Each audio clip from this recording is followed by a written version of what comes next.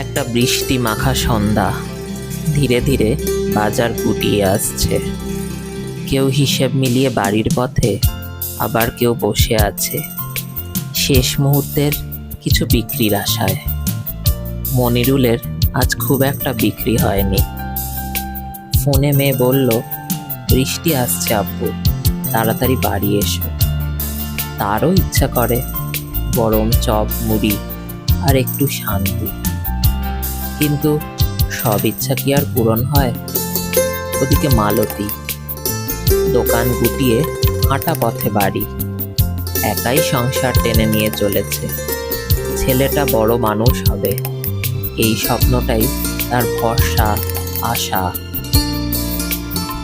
আর একটু দূরে দিব্যেন্দু সুমন সৈকত, অফিস ফেরতা 3 বন্ধু, সবজি কেনা, মাছ কেনা, বাজারে দাম দর করা, আড্ডা, আর বসকে নিয়ে 2-4 কথা।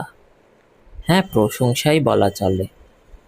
দিনটা যেন তাতেই ওদের সম্পূর্ণ হয়। একই বাজার, অথচ কত আলাদা আলাদা গল্প। কারো কাছে বাঁচার লড়াই, কারো কাছে আবার একটু নিঃশ্বাস নেওয়ার জায়গা।